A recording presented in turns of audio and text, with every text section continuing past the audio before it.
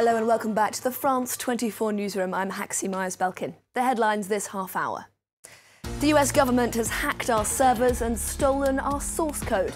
That explosive accusation coming from Chinese telecoms giant Huawei, as the company confirms it's filed a lawsuit against US legislation that bans federal agencies from buying Huawei products.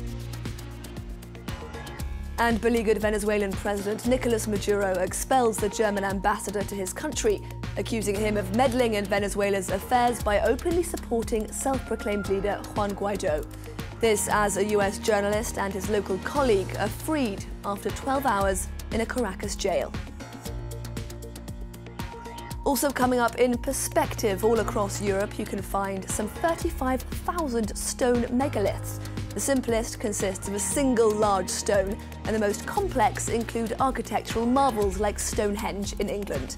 We'll be speaking with a scientist who believes the practice originated not in the Near East, as many previously thought, but right here in France. That's coming up at 8:40 a.m. Paris time.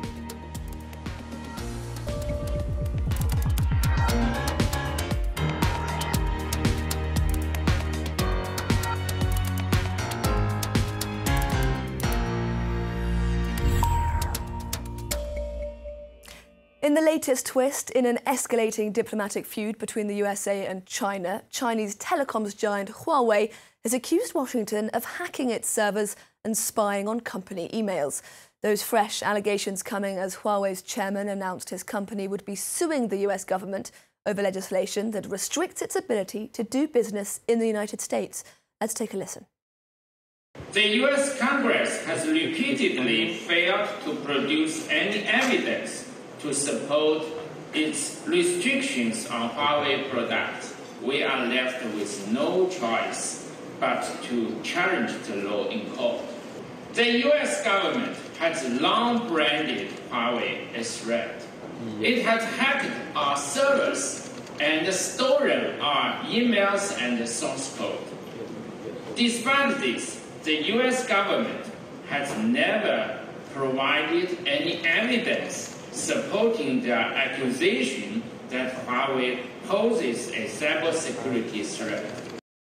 A little earlier, we spoke to our Beijing correspondent Charles Pellegrin, who takes us through Huawei's reasoning for filing that lawsuit against the US government.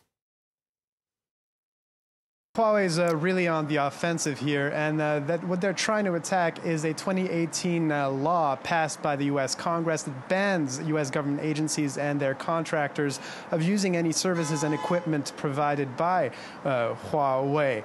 Now, their main this was based obviously on intelligence by the U.S. government that said that Huawei posed a national security risk and was a risk of espionage. Now, Huawei is saying that there has actually not been any proof that has been presented that suggests that Huawei actually is a security risk, and they're also saying that this law is in breach of fair competition rules on the American markets.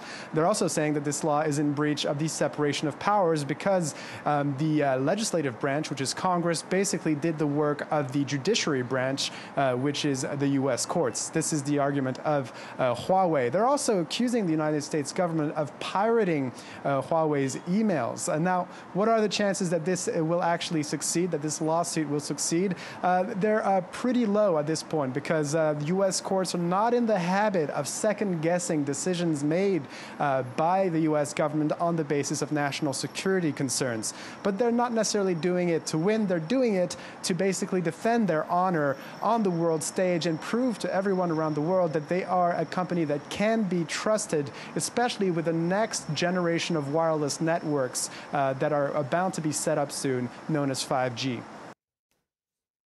Now, that accusation comes as Huawei's CFO appeared in court in Canada for the start of a hearing into a US request for her extradition. The USA claims that Meng Wanzhou lied to US banks about Huawei's activities in Iran, falsely leading them to believe the Chinese tech giant's business dealings there were compliant with US sanctions. Meng Wanzhou is fighting the extradition and is also countersuing Canada, claiming that her civil rights have been breached. To crisis-hit Venezuela now, where a US journalist was briefly seized by security forces at his home in Caracas before being deported several hours later. Cody Weddle works as a freelance journalist for ABC affiliate Local News 10. The government has yet to comment on his case.